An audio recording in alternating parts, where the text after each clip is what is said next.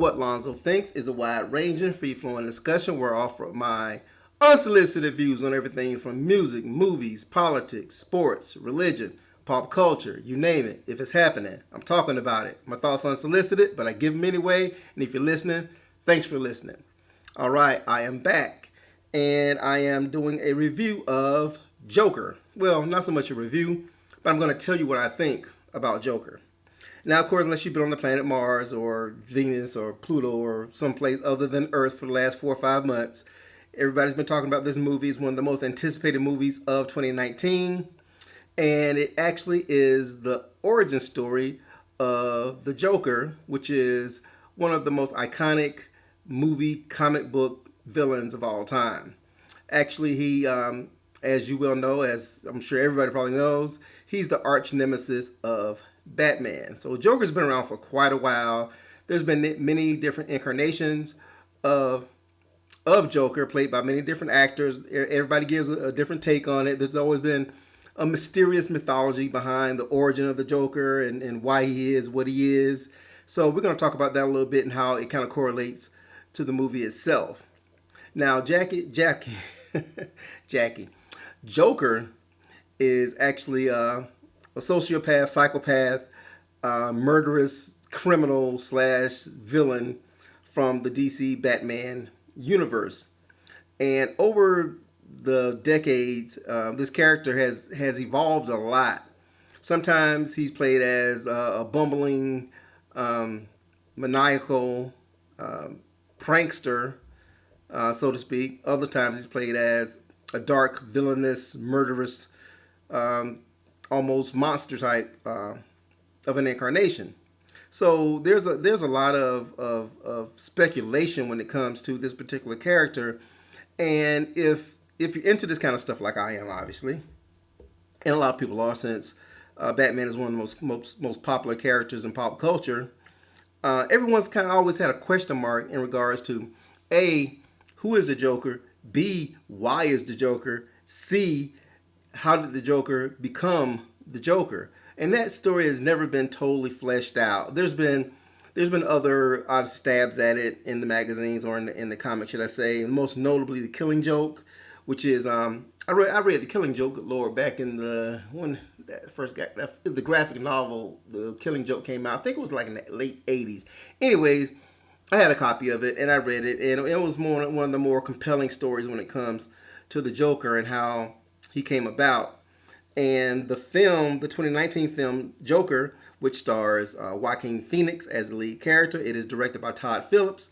You may not know who Todd Phillips is. That name might not ring a bell, but I'm sure after this movie it will. But Todd Phillips is the guy who actually directed the Hangover movies. So he's a comedy director.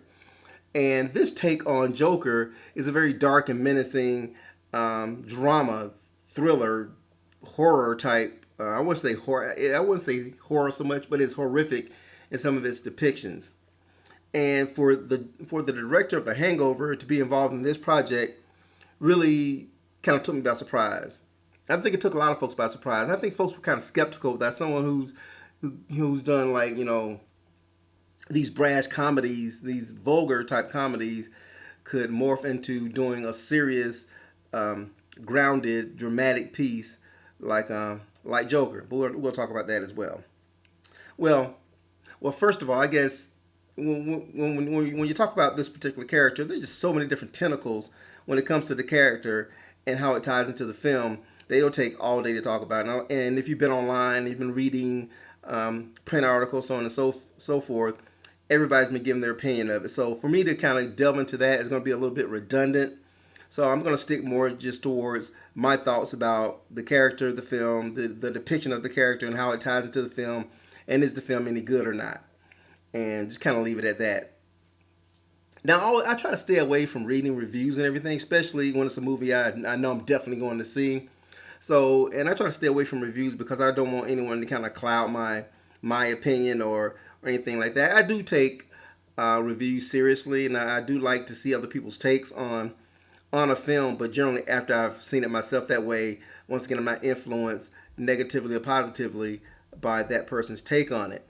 But once again, if you've seen the commercials, you know they got all the screen blasts and everything. You know, astonishing, great, the best film ever. Joaquin deserves an Oscar, so on and so forth. So it's kind of difficult to avoid the hype, but you do what one does with what one can. Anyways, enough said. Let's get into the goddamn film. All right, the film opens with the main character in this particular film. He's Arthur Fleck. Once again, the Joker's had different incarnations, different names. I remember in the Michael Keaton Batman film, his name was Jack Napier, and was played by Jack Nicholson.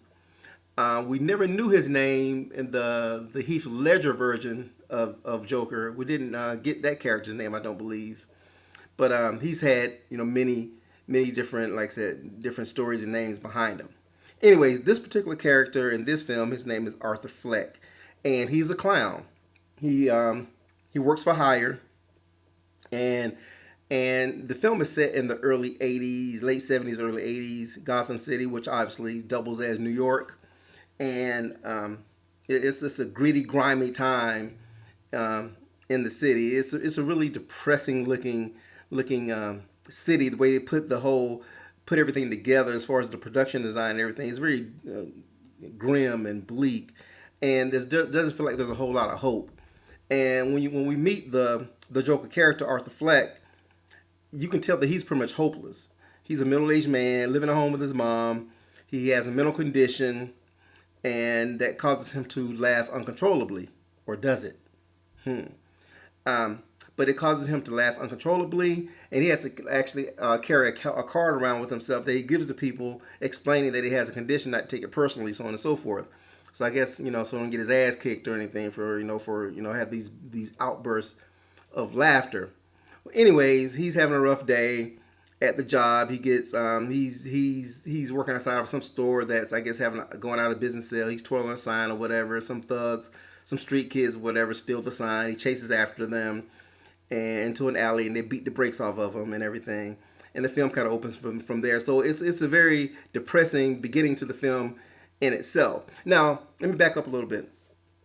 And by the way, spoilers. If you haven't seen the film, go see it first, then come back and hit me up. This is going to be spoiler heavy. Anyways, backing up a little bit, the opening scene, he's on a bus. No, he's on a train. Yeah, he's on a train, and he's sitting behind a lady and a kid, and the kid takes notice of him, and he's like making faces and kind of just funning with the kid and everything, which is totally harmless, which is cool. I think that's cool when someone kind of takes time out to to have fun with a child or something like that, especially on public transportation, so on and so forth, because usually, it's all, everybody's kind of keeping to themselves or whatever. But the lady, I guess she's like, stop messing with my kid or whatever, right? And she kind of cuts it off or whatever. And that's kind of tell you, once again, the kind of atmosphere this film is going to have, especially how Arthur sees the world, how people see Arthur. They see him as someone who's weird or nuisance they don't want to fuck with, and don't fuck with me type situation. So I can understand how the character is what he is when the film opens, and he's clearly in a situation where he's seeking mental health attention, and he does see a counselor, and he has a hard time kind of communicating what he's going through with this counselor. And you can tell that he has these, you can tell you can just kind of, just even though it doesn't go into detail, you can tell that this guy has demons that are seriously fucking with him. And once again, me personally, I immediately became sympathetic to Arthur and his plight. And then you see his home life with his mom, and he's basically his mom's caretaker. You can tell that she's kind of fucked in the head as well. So not only is Arthur fucked in the head, so is mama. And that's his life. Working home, working home, working home. So you can see how it can beat you down and drive you berserk in a lot of different ways. And we also get to meet a neighbor of his in the building that he lives, this young black woman played by the actress by the name of Zazie Beetz. And they have a brief interaction on the elevator. So, and you can tell there's a little glimmer of hope whenever he does see this particular character. I forget what her name was. I think last name was Diamond. I forget what her first name was. It don't really matter. Well, anyways, Arthur at work, he's kind of a loner at work, and when you see him at work, especially in the opening of the film, he's putting on makeup, and he just looks like just really sad. And he's trying to force himself to smile by, you may have seen in the trailers where he puts his fingers in his mouth and forces himself to smile. And his coworkers don't show him any respect.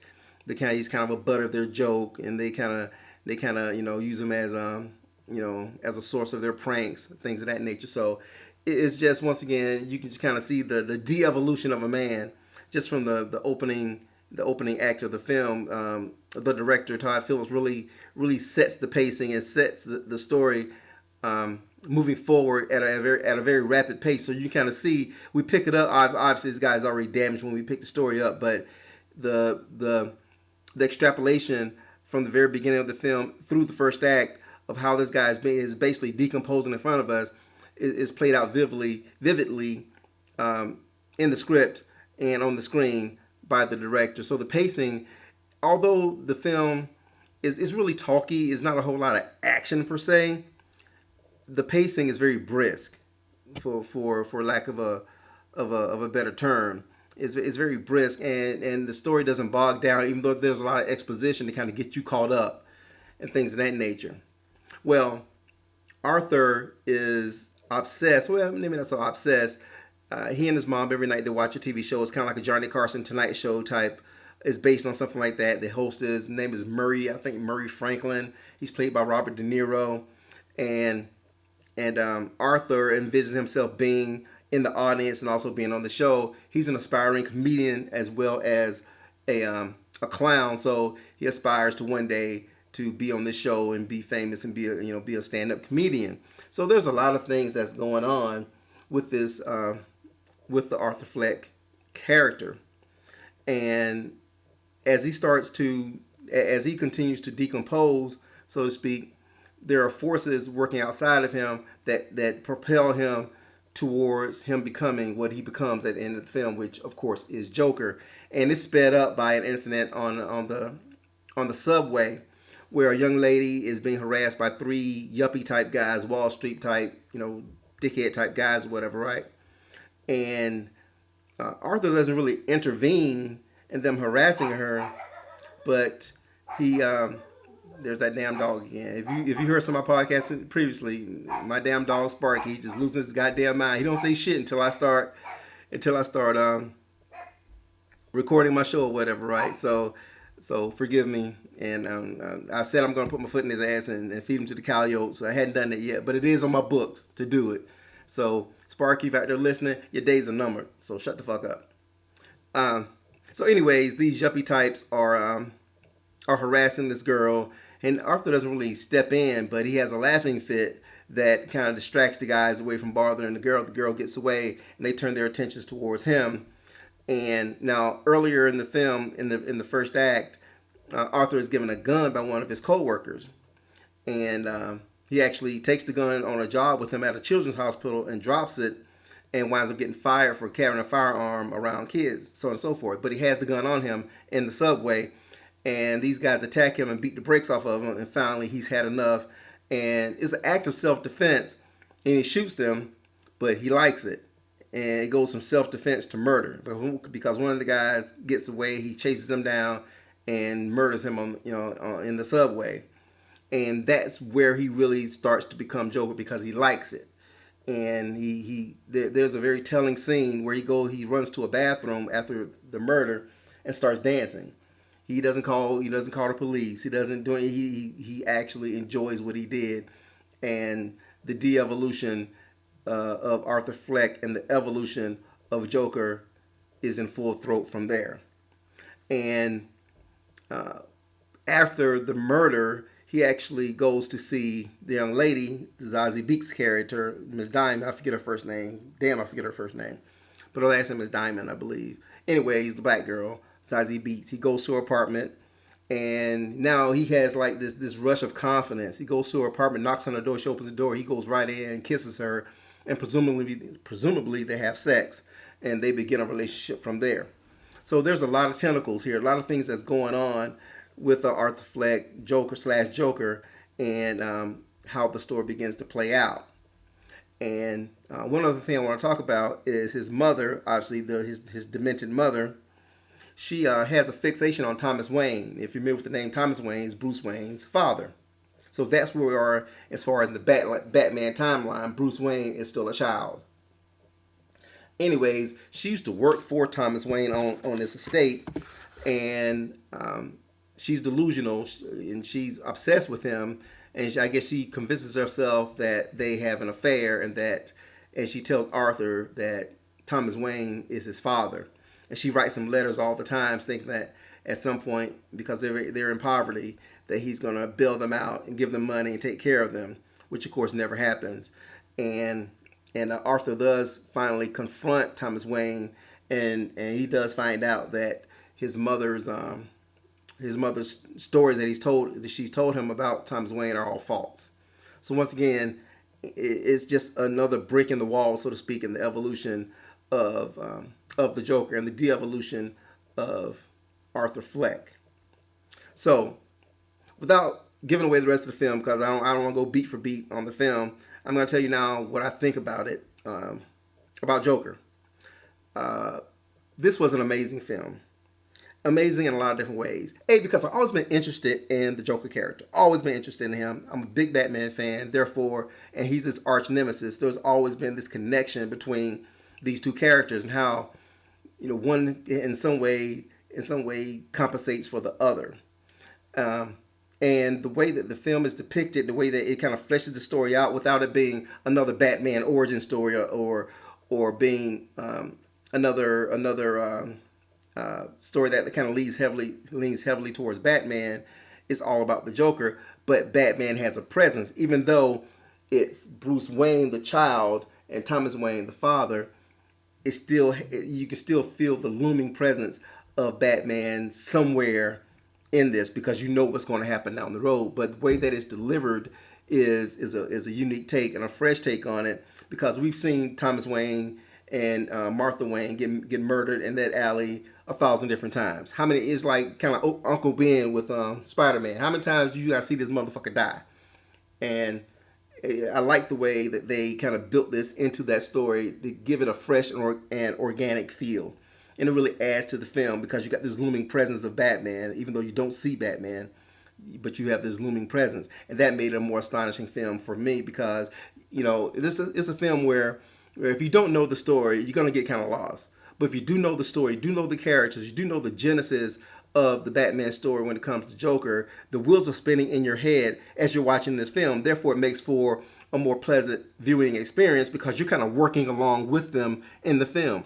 And Todd Phillips knows this. Joaquin Phoenix knows this, and the way that they portray this character feeds right into your knowledge of the characters, which makes it a more interactive experience. Therefore, the film is astonishing in that right, if nothing else. It's a great film no matter what. But if you're into the mythology of these characters, it really adds to the splendor of watching this goddamn film.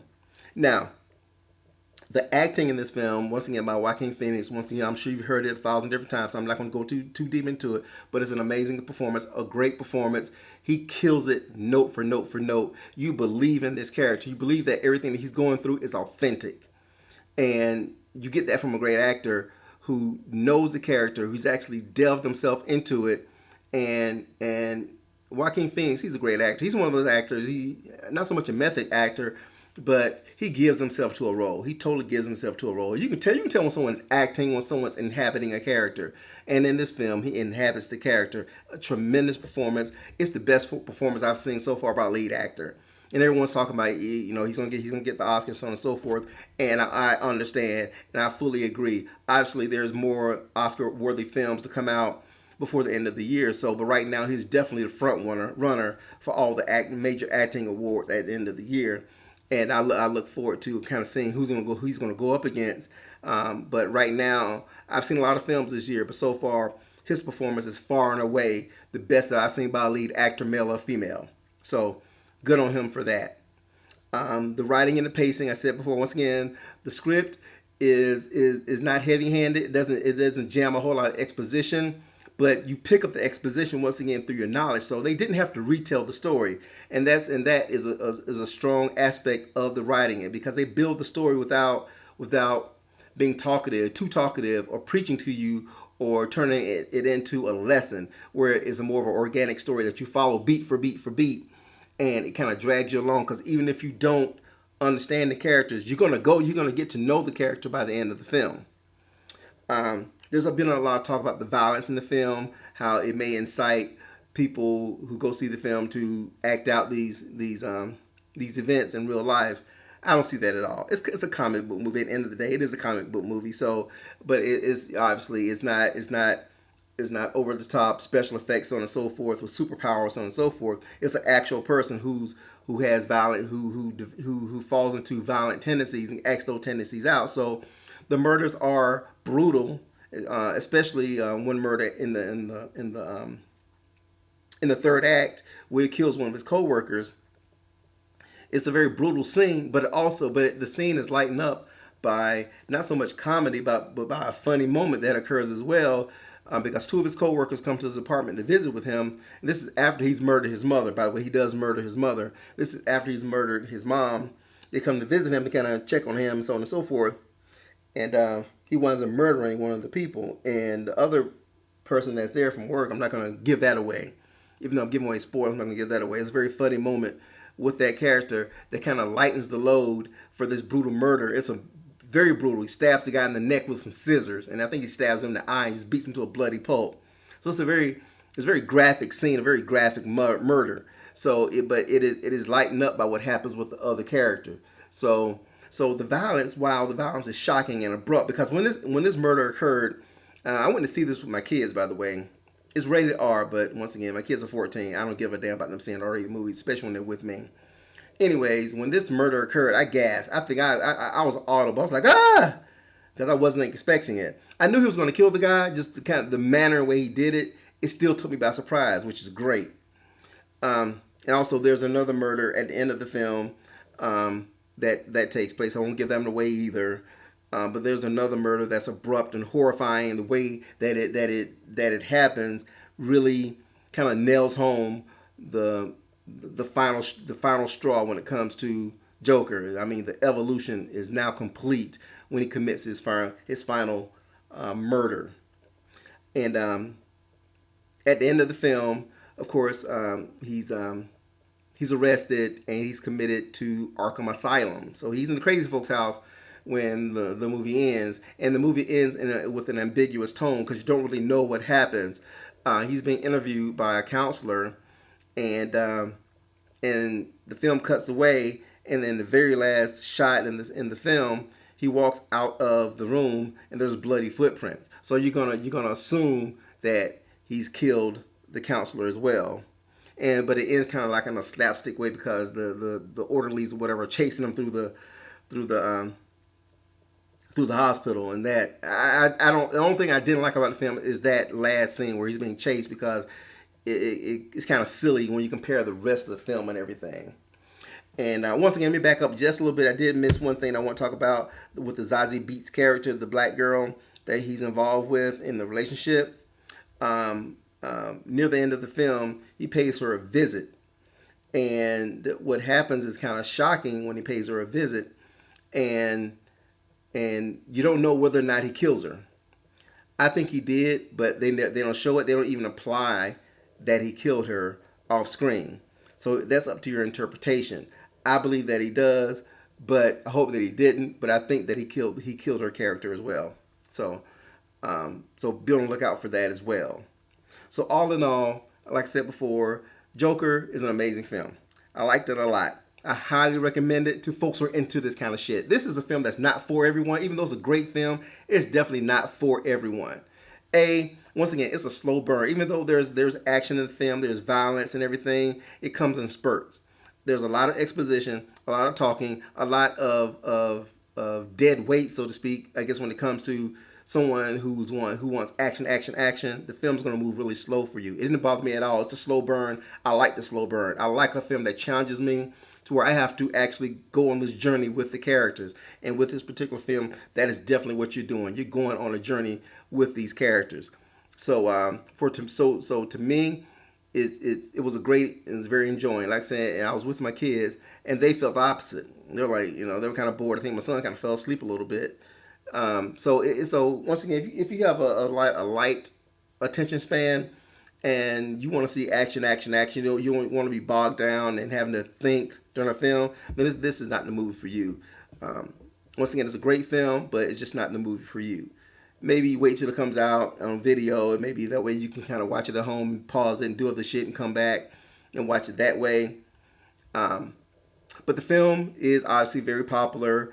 So far, it has set the October record for opening weekend for R-rated film. I think it grows close to $100 million domestically, and I'm sure worldwide is well over that. So the film is going to be a massive financial success. Will it be a sequel? Will it include Batman? I don't know. I don't care. But I don't think it will, and I don't think it should. I think this should be a standalone story where we just kind of see how the Joker became the Joker. And I don't think Joaquin Phoenix should ever play this character again. Leave it for somebody else to play in the next incarnation of this character, because we will see him again.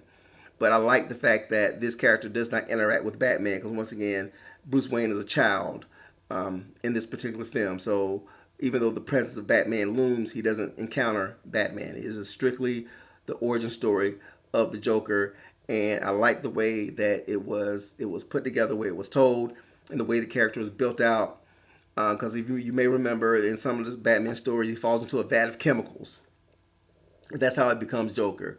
Well, here is not anything that's chemical or anything, any type of accident that causes him, that transforms him. His transformation is totally psychotic. It's in the psychosis, it's in the mind. And when you delve into the mind, there's a million different possibilities, and it really once again adds to the splendor of the film itself. And once again, it challenged me as a viewer, and I think hopefully it challenged you as well if you do decide to see the film. So if you have seen the film, what are your thoughts? Am I off base? Did you feel the same way that I felt about it, or did you like it? Did you dislike it? Did you think it was great? How'd you feel about the performances? Is the hype worth it?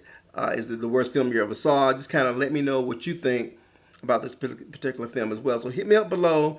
Give me your thoughts. I really want to know, because this is a very important film for a number of different reasons, especially when it comes to the comic book genre, because it is a DC film, and DC and Marvel, they've been going back and forth, back and forth. Marvel does have the lead, so to speak. It's a far more popular franchise, but the DC films are grounded more in reality than Marvel. Marvel films are more family entertainment. It's more for kids, whereas the DC films are darker and geared more towards adults. And I appreciate that, because why? I'm a fucking adult. That's why. And I like films that challenge me. So I'm a DC fan. I like Marvel films, but I prefer DC films. And I like the dark take on the characters, be it Batman, Joker, Superman, Wonder Woman, you name it. I like seeing these adult characters, even though they're fictional characters and they do fantastical things. They're always grounded in reality, and that's what I want to see personally as a film lover when it comes to comic book films, especially the DC films. I appreciate them trying to stick as close to reality as possible. Now, once again, going back to the controversy a little bit when it comes to this film, I don't think that this is going to incite any type of violence, and I think one of the concerns is that everything that's been on in the world, especially over the last few years with the mass shootings and everything, and the disenfranchised white men who feel that society has forgotten about them, feel they've lost their place of superiority in the world, and they want to go out and kill people. I don't think that's going to happen with this film, because Arthur is white. He is beaten down by society, so to speak, but he's not blaming all of society. He's not going to. Even though the Joker is a murderous bastard, I don't think this particular incarnation of the Joker, the Arthur Fleck character, is not going to go to a mall and shoot up a bunch of people. He'll kill people he thinks deserves it, and I think it's the best way I can put it. Even though obviously he's a psychopath, his victims are people that he targets as deserving. Versus, I don't think he'll go out and just kill some random kids or whatever, or something like that.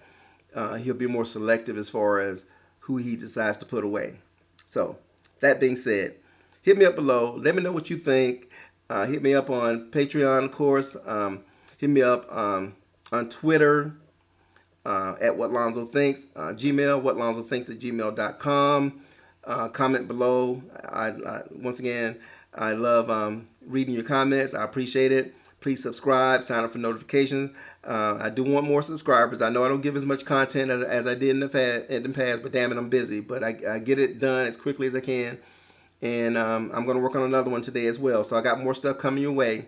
But yeah, please continue to subscribe. Please continue to view, make your comments. You know, I always respond. If I got time, I'm going to respond to you. And I do make the time to send out my responses. And not just a thumbs up or a like. I'm going to actually, make a comment and respond to directly to what you tell me. So I do appreciate it, because I do this not only for me, this is my therapy, but also do it for you as well. Sharing my thoughts, and I'll let you know what I think, because I want to know what you think. And that being said, I highly recommend Joker for a select few, not for everybody. For people who are into this kind of stuff, I highly suggest it. I highly recommend it. If you're not into this kind of shit, stay away. Wait till it comes on video. Make sure you do see it at some point, but you don't have to run to the theater to see it. So, that being said, check out Joker and tell me what you think, because damn it, I just told you what Lonzo thinks. Bye.